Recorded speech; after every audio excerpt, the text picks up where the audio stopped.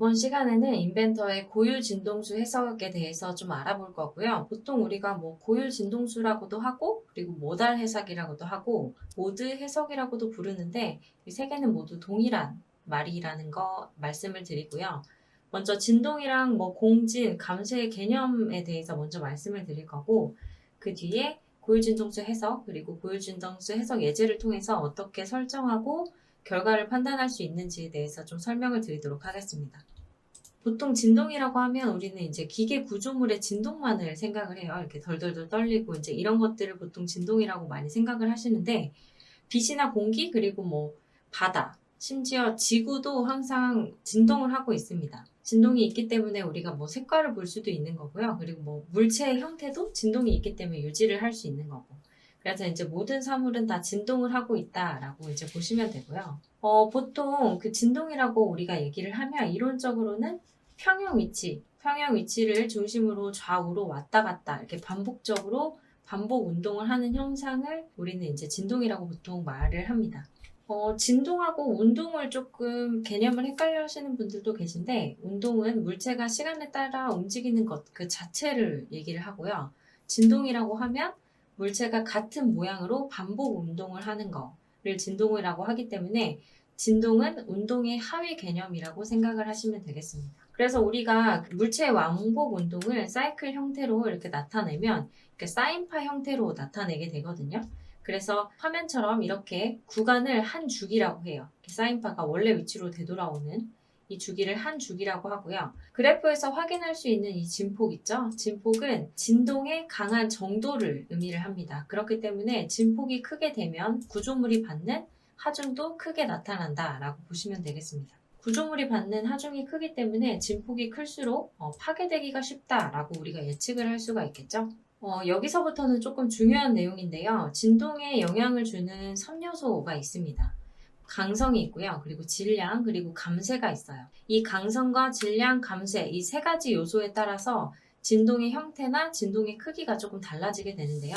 강성이라고 하면요. 구조물의 하중이 들어왔을 때 이 구조물 자체가 하중을 받기 전, 그러니까 원래 상태로 돌아가려고 하는 힘이 발생을 하거든요. 강성 같은 경우에는 이 탄성력의 크기를 나타내는 척도라고 할 수 있기 때문에 강성이 강할수록 탄성력도 커지고요. 후크의 법칙에 따라서 힘은 변형량에 비례하는 이런 특성을 가지고 있습니다. 그리고 질량 같은 경우에는 관성력을 나타내는 척도예요. 우리가 흔히 뭐 F는 ma다 이런 얘기 진짜 많이 들어보셨을 텐데, 우리가 질량이 클수록 관성력도 커지게 되죠. 버스에서 손잡이를 잡고 있을 때 갑자기 버스가 급정거를 하게 되면 관성력이 발생을 하면서 운동하고 있던 방향대로 계속 운동하려고 하는 그런 특성이 이제 생기게 되는데, 그 몸무게가 덜 나가는 사람 그리고 많이 나가는 사람 질량이 다르기 때문에 그 사람들이 받는 관성력의 크기 또한 달라진다고 할 수 있겠습니다. 그리고 마지막으로 감쇄라는 게 있는데요. 이 감쇄는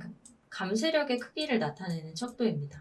일반적으로는 질량과 강성을 무시를 하고요. 이 질량과 강성에 상관이 없이 감쇄비에 따라서, 그러니까 감쇄 상수에 따라서 이 감쇄력의 크기가 좀 정해지게 되는데요. 감쇄력은 시간의 경과에 따라서 진동의 진폭을 감소하게 하는 힘. 다시 말해서 감쇄력은 시간의 경과에 따라서 진동의 진폭을 감소하게 하는 힘이라고 지금 사전적으로 정의가 되어 있는데, 이 감쇄에 대한 종류가 많아요. 뭐 유체 감쇄도 있고, 뭐 쿨롬 감쇄도 있고, 구조 감쇄도 있고 여러 가지가 있는데, 이렇게 뭐 말만 들으면 좀 어려우실 수 있으시겠지만 뒤에서 한 번 더 설명을 드리도록 하겠습니다. 그래서 결론적으로는 진동에 영향을 주는 세 가지의 요소는 강성, 질량, 감쇄이고요. 마찬가지로 다시 말해서 탄성력, 관성력, 감쇄력, 이 세 개의 힘이 합쳐져서 물체의 거동을 판단을 하게 된다라고 생각을 하시면 되겠습니다. 그러면 감쇄에 대해서 조금 자세하게 설명을 조금 해볼게요. 앞에서 잠깐 언급을 했던 것처럼 시간의 경과에 따라서 진동의 진폭을 감속해 하는 힘, 다시 말해서 물체의 운동을 저지하려는 성질을 얘기를 하거든요. 내가 계속 움직이고 있는데 그 움직임을 조금 멈추려는 힘, 그게 이제 감쇄력이라고 생각을 하면 되고요. 모든 그 실제 구조물은 무한으로 진동을 할 수가 없죠. 분자 수준에서의 에너지 손실도 있을 거고, 그리고 구성 요소 간의 상호작용도 있을 거고, 그리고 에너지 손실로 감쇄가 적용되는 경우도 있습니다. 뭐 예를 들면은 뭐 유체 감새 같은 경우는 돌을 던져요. 돌을 던져서 그 돌을 이제 강가에 던지면 공중에서 날아갈 때랑 물속에 들어갔을 때 이 돌이 움직이는 속도가 확 줄어들죠. 이제 이거야말로 유체 감쇄가 그 구조물에 적용이 됐다라고 이제 말씀드릴 수가 있는 거고요. 그리고 지금부터 설명드리는 내용은 조금 인벤터 시뮬레이션 할 때는 사용되진 않지만 알아두시면 좋은 개념이시기 때문에 제가 이제 설명을 드릴 거라서 편하게 들어주시면 되겠습니다. 감쇄에는 임계 감쇄와 그리고 과감쇄 그리고 저감쇄라는 게 있어요.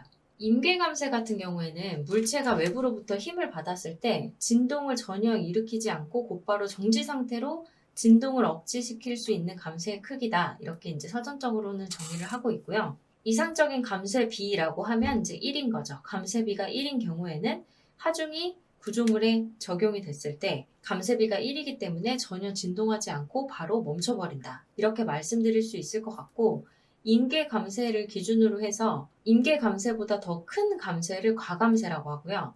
작은 감쇄를 저감쇄라고 해요.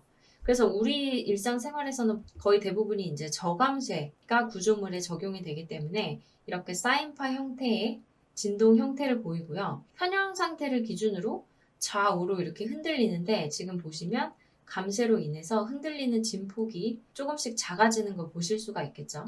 이게 다 물체에 적용되는 감쇄 때문에 이런 진폭이 조금씩 작아지는 사인파 형태의 진동 형상을 띈다라고 이제 보시면 되겠습니다.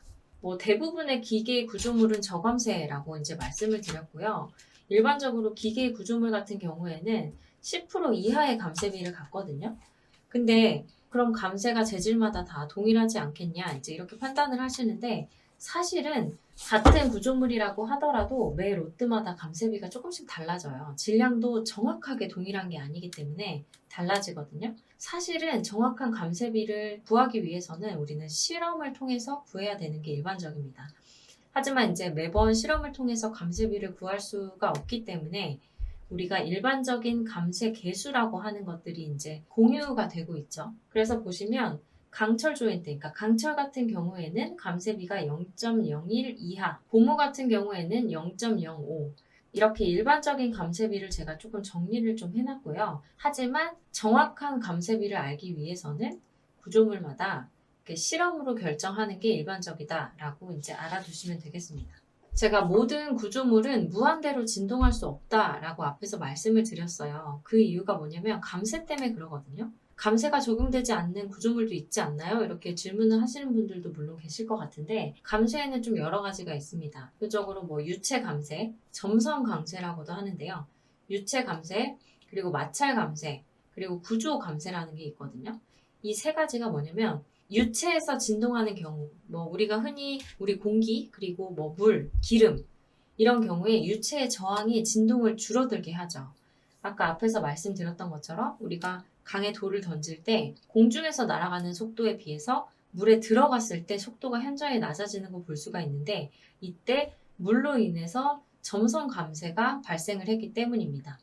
그리고 또 기름통 안에다 돌을 던져도 또 유체 감소와는 다른 감쇄비가 적용이 되기 때문에 속도가 또 낮아지는 걸 보실 수가 있고, 그리고 또 한 가지 마찰 감쇄라는 게 있어요. 일반적으로 우리가 유체 감쇄와 마찰 감쇄, 이거는 명칭을 생소하더라도 좀 실생활에서 많이 보셨을 텐데요. 마찰 감쇄는 마찬가지로 구조물이 이렇게 진동을 할 때 예를 들면 뭐 책상 바닥 아니면 뭐 공장 바닥 마찰에 의해서 진동이 줄어드는 걸 이제 우리가 보통 쿨롱 감쇄라고도 하는 마찰 감쇄입니다. 그리고 재료 감쇄 같은 경우는 재료 변형에 의해서 진동이 줄어드는데요. 재료 감쇄라고도 하고 구조 감쇄라고도 하는데 고체 상태의 물체가 재료의 변형에 의해서 진동이 줄어드는 걸 재료 감쇄라고 하거든요. 그래서 고체 상태의 물체가 외력에 의해서 변형을 할 때, 그러니까 외력 에너지가 위치 에너지나 그리고 소리 에너지, 음향 에너지로 소산이 되기 때문에 이 상태에서 또 감쇄가 일어난다고 할 수가 있겠습니다. 그래서 사실은 뭐 유체 감쇄, 마찰 감쇄, 고체 감쇄 뭐 이런 것들로 인해서 물체는 실생활에서 무한대로 진동할 수가 없어요. 무한대로 진동할 수 없게 만드는 요인 중에 하나가 감쇄다라고 생각하시면 되겠습니다. 그래서 제가 지금 감쇄에 대해서 좀 말씀을 드렸어요. 근데 여태까지 설명을 드렸던 이유가 사실은 이 그래프 때문인데요. 감쇄가 없을 경우에는 고유 진동수가 입력 주파수에 근접할수록 응답이 무한대로 증폭됩니다. 공진에 대해서는 제가 뒤에서 다시 설명을 드릴 거지만 감쇄가 없을 경우에는 이 고유 진동수와 입력 주파수가 근접할수록 응답이 무한대로 증폭이 돼요. 우리가 뭐 흔히 공진이라고 하면 뭐 타코마 다리 그런 것들도 있어요. 세탁기가 돌아가다가 갑자기 소음이 엄청 심해질 때가 있거든요. 그게 바로 공진의 하나의 예입니다. 세탁기에 들어가는 입력 주파수가 그 세탁기 자체 고유 진동수와 근접해서 진동도 심해지고 소리도 커지고 하는 거거든요. 이제 이런 현상들을 다 공진이라고 해요. 그럼 다시 한번 공진에 대해서 좀 자세하게 설명을 드릴 건데, 공진이라고 하면 앞에서 말씀드렸던 것처럼 고유 진동수, 그러니까 물체, 그러니까 저 자신이 가지고 있는 고유 진동수하고 외부 하중에 의해서 들어오는 작동 주파수가 일치를 할 때 작은 힘으로 대단히 큰 진동을 일으키는 현상을 얘기를 합니다. 뭐 예를 들면 그런 거죠. 우리가 그네를 타고 앞으로 나아갈 때 뒤에서 누군가가 그 방향으로 밀어주면 더 크게 올라가잖아요. 그런데 예를 들어서 제가 그네로 올라갔다가 내려오고 있을 때 누가 뒤에서 밀어요. 그렇게 되면 어떻게 되죠? 그네가 멈추게 됩니다. 그런 식으로 공진은 고유 진동수하고 외부 하중이 뭐 단순히 일치했다고 공진이 일어나는 게 아니라 방향도 일치를 해야 되거든요. 그래서 보면 이제 공진 발생 원인을 좀 살펴보면 작동 주파수와 고유 주파수가 유사한 상태를 일정 시간 동안 지속을 해야 되고요. 그리고 두 진동수의 방향이 서로 영향을 줄 때만 공진이 발생을 합니다. 앞서서 말씀드렸던 그네로 제가 예를 드렸었죠. 그리고 공진의 피해 같은 경우에는 세탁기 예로 들었던 것처럼 진동이나 소음이 굉장히 증가하고요. 구조물이 파괴되기까지 하죠. 그리고 공진을 해결할 수 있는 방법은 뭐가 있을까요? 일단 제가 고유 진동수와 작동 주파수가 일치를 하고 그리고 방향도 일치를 해야 된다라고 말씀을 드렸었죠. 그렇기 때문에 공진이 일어나지 않게 하려면 고유 진동수가 작동 주파수 대비 높거나 방향이 일치하지 않거나 이제 이 두 가지로 공진을 피할 수가 있겠죠. 그러면 제가 앞에서 작동 주파수 대비 고유 진동수를 올려야 된다고 말씀을 드렸어요. 그러면 고유 진동수를 올리기 위해서, 그러니까 조정할 수 있는 방법은 뭐가 있을지 살펴보면 고유 진동수는 강성에 비례하고요. 그리고 질량에 반비례합니다. 그렇기 때문에 고유 진동수를 올려주려면 강성을 높이거나 혹은 질량을 낮추거나 이제 이 두 가지 방법을 사용해서 우리가 공진을 회피할 수가 있어요. 그리고 구조물 내 질량의 재분배라고 되어 있는데 고정되어 있는 부분에서 멀리 떨어진 부분에 질량이 집중되어 있다. 그런 경우는 또 공진이 발생할 확률을 굉장히 높입니다. 그래서 이런 것들을 좀 복합적으로 생각을 해서 우리가 구조물에 공진이 일어나지 않도록 진행을 해야 되고요. 그래서 이 공진이 어느 주파수에서 일어날 수 있을지 예측하는 해석이 모드 해석이다라고 알아두시면 되겠습니다. 일반적으로 우리가 뭐 뉴턴의 제2법칙, 달랑베르의 법칙, 사실 저도 뭐 이거 다 외우고 있지 않고요. 뭐 이런 법칙들을 사용을 해서 하중 P는 관성력 그리고 감쇄력, 탄성력의 합이다라는 이제 운동방정식을 우리가 유출을 할 수가 있거든요. 그런데 이 고유진동수 해석 같은 경우에는 감쇄와 외력이 없는 조건에서 자유진동 해석을 의미를 합니다. 그러니까 모드 해석에서는 감쇄력 조건 들어가지 않고요. 그리고 외력도 없어요.